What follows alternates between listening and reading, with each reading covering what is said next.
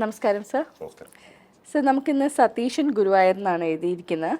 ഇപ്പോൾ താമസിക്കുന്ന വീട് പുതുക്കി പണിയണമെന്ന് ആഗ്രഹിക്കുന്നു. അപ്പോൾ അതിൻ്റെ പ്ലാനും ബാക്കി ഡീറ്റെയിൽസ് ഇവിടെ കൂടെ തരുന്നുണ്ട്. ഒന്ന് നോക്കി പറയാനാണ്.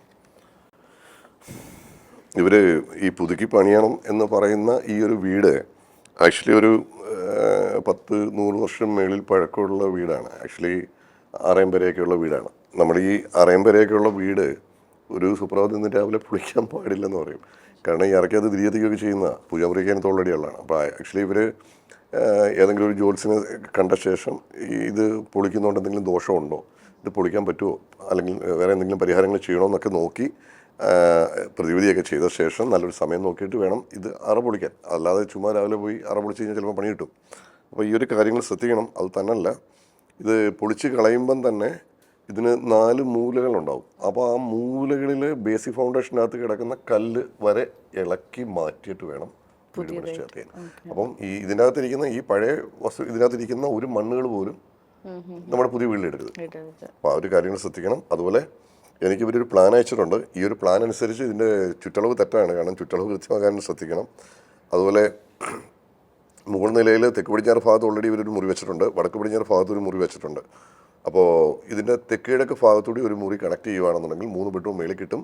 കിഴക്ക് കിഴക്ക് ഭാഗത്ത് ഇവർക്ക് ഒരു ഓപ്പൺ സിറ്റ് ഔട്ടായിട്ട് ഇടുകയും ചെയ്യാം. നല്ല ഭംഗിയാവുകയും ചെയ്യും. പ്ലാനിലെ വ്യൂവിൽ നല്ല ഭംഗിയാവുകയും ചെയ്യും. പിന്നെ അത്രയും ഒരു 100-150 സ്ക്വയർ ഫീറ്റ് എക്സ്ട്രാ പോകും എന്നുള്ളത് മാത്രമേ ഉള്ളൂ. അപ്പോൾ അതുപോലെ ഇതിൻ്റെ കിച്ചൺ ഇവർ കിഴക്ക് കിഴക്ക് ഭാഗത്ത് കൊടുത്തിട്ടുണ്ട്. അതുകൊണ്ട് ദോഷമൊന്നുമില്ല.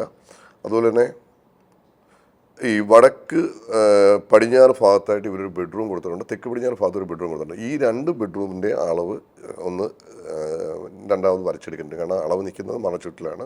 ചുറ്റളവ് ക്ലിയർ ആക്കാൻ ശ്രദ്ധിക്കുക. അതുപോലെ ഈ ഒരു സ്ഥലവുമായിട്ട് ബന്ധപ്പെട്ട് രാശി വെച്ച് നോക്കുന്ന സമയത്ത് ഭൂമി സംബന്ധമായിട്ടുള്ള ദോഷങ്ങൾ നല്ലപോലെ കാണിക്കുന്നുണ്ട്.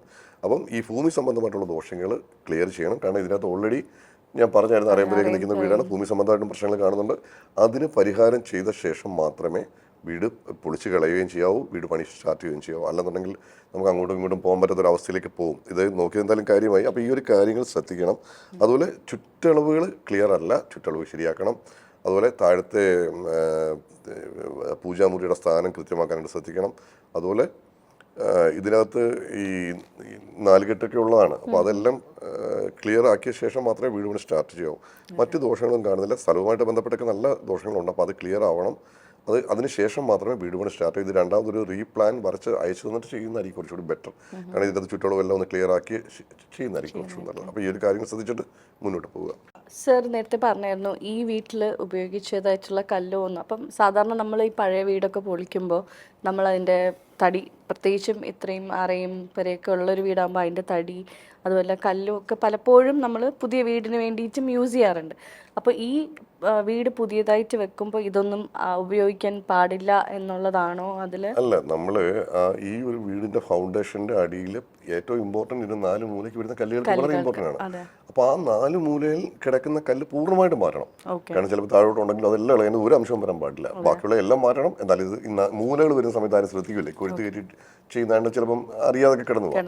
പിന്നെ ഈ പഴയ വീടിൻ്റെ സാധനം നമ്മൾ പുതിയ വീട്ടിൽ ഉപയോഗിക്കുന്നതുകൊണ്ട് നമുക്ക് ദോഷമുണ്ടോ എന്ന് ചോദിച്ചാൽ, നമ്മൾ ഒരു വീട് എടുക്കുമ്പോഴും ആ വീടിനൊരു ആയുസ്സുണ്ട്.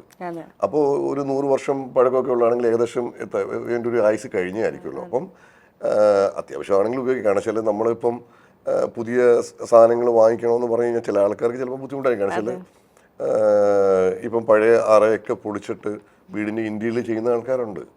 കാരണം എവിടെന്നെങ്കിലും പഴയ ആറയൊക്കെ പലർക്കും അതൊരു ഭയങ്കര ആഗ്രഹമാണ് കൂടുതൽ കൊണ്ടുവരിക ചെയ്യുന്ന ആൾക്കാരുണ്ട്. അപ്പൊ അത് ഞാൻ പറഞ്ഞില്ല, ഇപ്പം നമ്മളൊരു വീട് പണിയുന്ന സമയത്ത് അല്ലെങ്കിൽ ഒരു ജോത്സ്യനെ കാണുന്ന സമയത്ത് ഞാൻ അതിന്റെ ഇതെടുത്ത് ഇവിടെ ചെയ്യുന്നതുകൊണ്ട് ദോഷമുണ്ടോ നമുക്ക് രാശി വെച്ച് നോക്കാൻ പറ്റും. പക്ഷേ എപ്പോഴും നമ്മൾ പുതിയ വീട് വെക്കുമ്പോൾ അതിനകത്ത് പുതിയ സാധനങ്ങൾ വെക്കുന്നതായിരിക്കും കുറച്ചുകൂടി ബെറ്റർ.